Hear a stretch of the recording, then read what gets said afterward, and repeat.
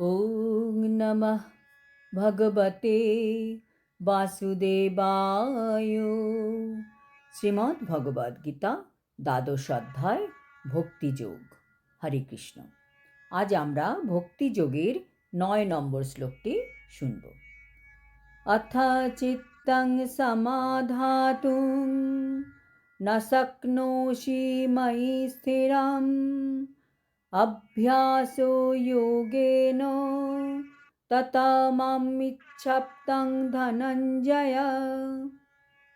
অনুবাদ: হে ধনঞ্জয়, যদি তুমি স্থিরভাবে আমাতে চিত্ত সমাহিত করতে সক্ষম না হও, তাহলে ভক্তিযোগের অভ্যাসের দ্বারা আমাকে প্রাপ্ত হতে ইচ্ছা করো।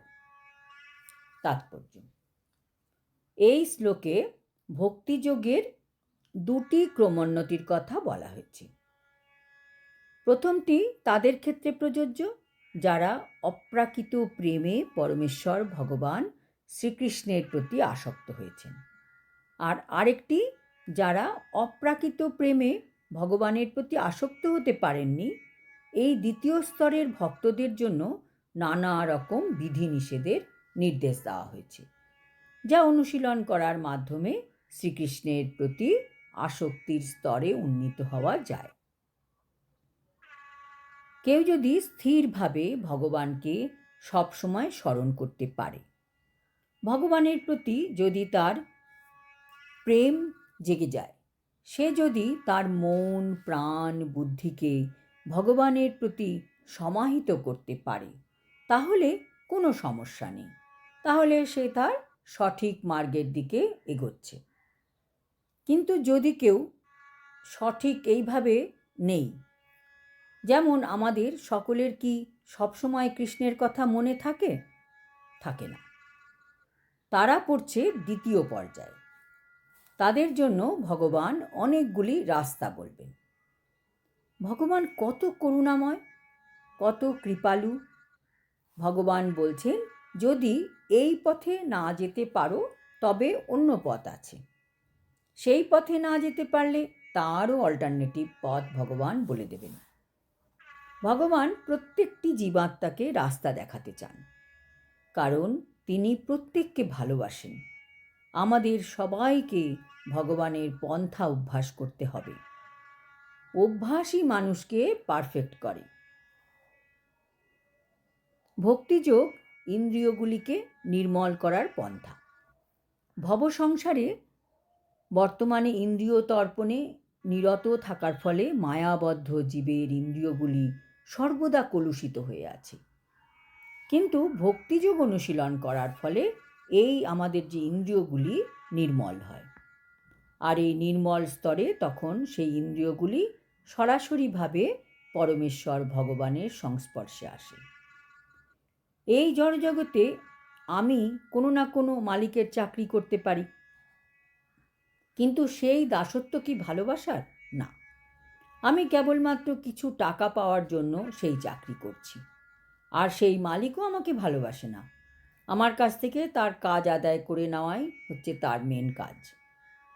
কিন্তু সেখানে ভালোবাসার কোনো প্রশ্নই উঠতে পারে না। কিন্তু পারমার্থিক জীবনে নির্মল দিব্য প্রেমের স্তরে উন্নীত হতে হবে। আমাদের বর্তমান ইন্দ্রিয়গুলি দিয়ে ভগবানের সেবা করার মাধ্যমেই সেই প্রেম ভক্তির স্তর লাভ করতে পারব। আমাদের সকলের হৃদয়ে এই ভগবৎ প্রেম সুপ্ত অবস্থায় আছে, আর সেই ভগবৎ প্রেম বিভিন্নভাবে প্রকাশিত হয়। কিন্তু এই জড় জাগতিক সঙ্গের প্রভাবে আমাদের সেই প্রেম কলুষিত হয়ে পড়ছে। এখন জড় বিষয়ের প্রভাব থেকে আমাদের এই হৃদয়কে নির্মল করতে হবে, এবং আমাদের হৃদয়ে যে সুপ্ত কৃষ্ণ প্রেম তাকে আমাদের পুনরুজ্জীবিত করতে হবে। সেটিই হচ্ছে সবথেকে ইম্পর্টেন্ট রাস্তা। ভক্তিযোগ অনুশীলন করতে হলে দক্ষ সদ্গুরুর তত্ত্বাবধানে কতকগুলি বিধি নিয়ম পালন করা কর্তব্য। যেমন খুব সকালে ঘুম থেকে ওঠা, স্নান করে মন্দিরে গিয়ে আরতি করা, হরে কৃষ্ণ মহামন্ত্র কীর্তন করা, তারপর ফুল তুলে ভগবানের শ্রীচরণে তা নিবেদন করা, ভোগ রন্ধন করে তা ভগবানকে নিবেদন করা, প্রসাদ গ্রহণ করা, এইসব নানা রকম বিধি নিয়ম অনুশীলন করতে হয়। আর নিরন্তর শুদ্ধ ভক্তের কাছ থেকে ভগবদ্ গীতা ও শ্রীমদ্ ভাগবতম শ্রবণ করতে হয়। এই পন্থা অনুশীলন করার ফলে যে কেউ প্রেম ভক্তির স্তরে উন্নীত হতে পারে এবং তখন অবশ্যই চিন্ময় ভগবত ধামে প্রবেশ করা যায়। সদ্গুরুর তত্ত্বাবধানে বিধিবদ্ধভাবে এই ভক্তিযোগ অনুশীলন করলে অবশ্যই ভগবত প্রেম লাভ করা যায়। আজ এই পর্যন্ত।